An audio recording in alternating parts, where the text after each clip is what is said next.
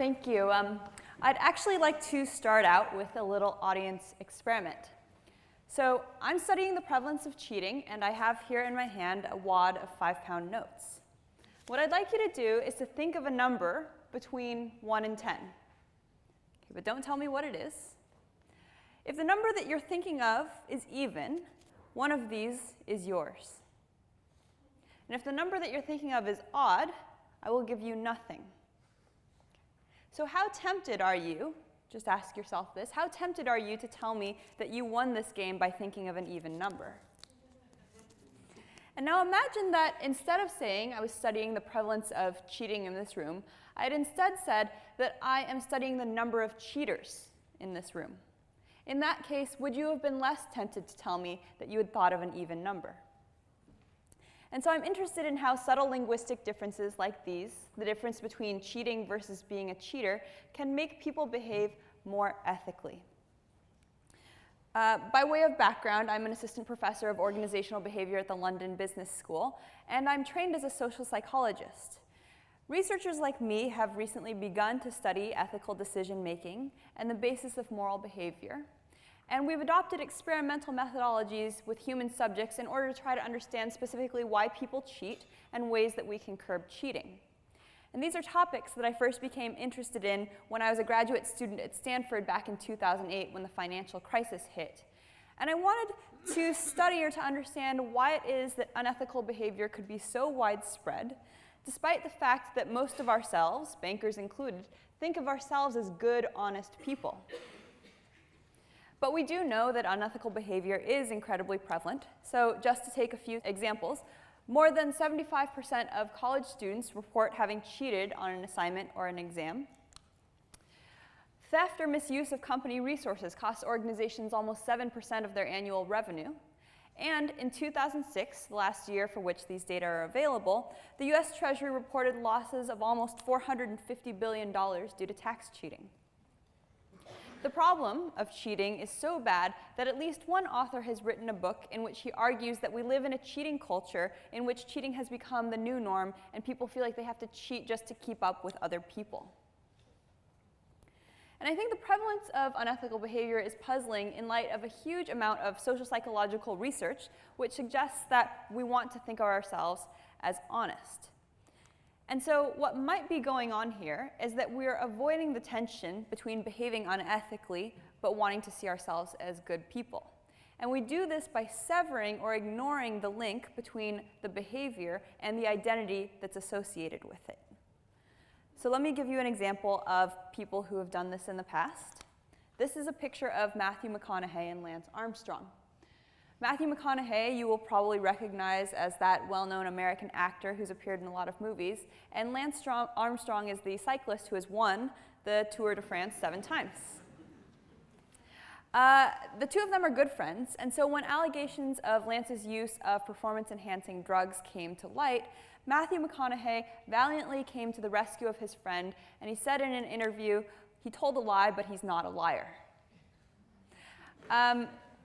Clearly, if you tell a lie, the implication is that you are a liar, but what Matthew McConaughey is doing here is he's creating a separation between the behavior and the identity of the person. And so this analysis would suggest that in order to prevent cheating or lying or other forms of unethical behavior, we can use subtle differences in language to reconnect those two, to reconnect people's identities to the behavior that they've engaged in. And so we can use this to change people's perceptions of themselves. And in particular, describing people with nouns can signal that an attribute is representative of a person's underlying essential character, or who they really are. Okay, so the basic idea is that noun wording, as we're using it, turns a more easily trivialized decision about whether to engage in a particular kind of behavior into a much more meaningful one about whether to be a particular kind of person. As social psychologists would say, it activates people's identities and calls them to mind. We conducted 2 experiments to test these predictions, which I'd like to share with you today. In this first experiment, we approached 53 students who were native English speakers on the Stanford campus. And to half of those participants, we said, we'd like to play a game with you In this game, we're interested in how common cheating is. We will know the rate of cheating in the group, but we will not be able to determine whether or not you're actually cheating. To the other half of participants, we said we're interested in how common cheaters are on college campuses, but we won't be able to know whether you're a cheater. Okay. Then we played the exact game that I've just played with you. So we asked them to think of a number between 1 and 10. And if the number was even, we said that we would give them $5. But if the number was odd, we said that we would give them nothing. And we asked them to reveal their number to us. Now, it turns out that if you simply ask people to think of a number between 1 and 10, most people report thinking of odd numbers. And in fact, the most common number that they think of is 7. So when we conducted this in a separate test, only about 19% of our sample reported that they had thought of an even number. But in this experiment, when we referred to the behavior that we were studying as cheating on college campuses, participants reported that they were twice as likely to report that they had won by thinking of an even number, as when we referred to the behavior by saying that we were studying cheaters on college campuses. So what's happening here is that when we frame the behavior of cheating as relevant to people's identities, people seem to have avoided that behavior. We conducted a second study because in this previous study, people faced the prospect of being labeled cheaters to their faces, and that may have contributed to the effect.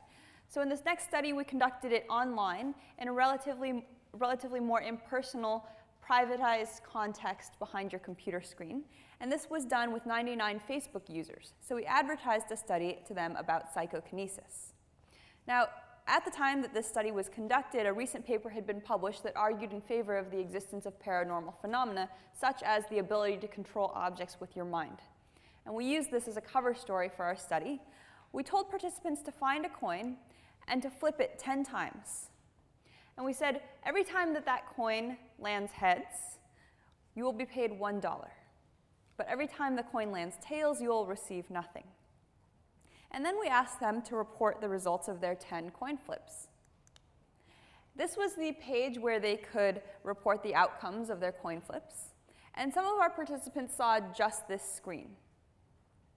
Some of our other participants were shown a screen that looks like this, with a big red banner that said, "Please don't cheat." And finally, some of our participants were shown a screen that said, "Please don't be a cheater." Right? So we have 3 groups of participants here.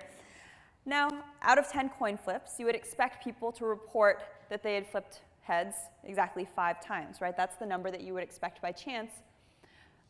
It turns out that when you make no appeal to participants, either to not cheat or to not be a cheater, participants report flipping a number of heads that's significantly higher than what you would expect by chance. And this is also true when we made the appeal by saying don't cheat, which suggests that at least in this study, this sort of appeal has no effect at making people more ethical.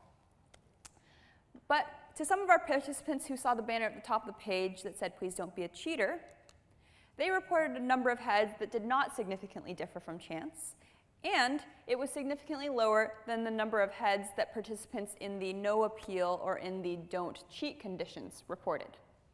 And this suggests that, at least in the context of this study, our phrase or our admonition to not be a cheater seems to have almost completely eliminated cheating. So these are 2 studies that I've shown you that show that when you link unethical behavior to people's identities through the use of nouns, you can actually keep them more honest. And this occurs even in online anonymous contexts in which participants never faced any realistic prospect of punishment or of even being confronted with any disapproval. And although these tweaks are superficially subtle at first glance, they are incredibly psychologically powerful. One thing I like about them is that they are especially simple to implement and almost costless. So you can think about ways to be doing this in your own life to obtain influence over others. And in fact, I teach a power and status class at the London Business School. And this is a copy of the final exam that I give my students. My colleague, Chris Bryan at the University of California at San Diego, has studied this in the context of voting. So he has found that when you want to increase voter turnout at polls, it's much more effective, instead of telling them to vote, to say, be a voter. and that in some elections this can increase turnout by almost 11%, as was the case in the 2009 New Jersey election for governor. One other possibility is that instead of showing people signs like these that say please don't litter, it might be much more effective to post signs like these. And finally, for those of you who are interested in nonprofits or charities or donation behavior, you often see websites with buttons that look like this, that say donate, and ask you to make a donation. I would argue that we should be putting up website buttons that look like these. And with that, I would like to thank my collaborators, Chris Bryan and Benoit Mona, respectively, for their work and their help on this project. And I would also like to thank you all for listening, or rather, for being good listeners. Thank you.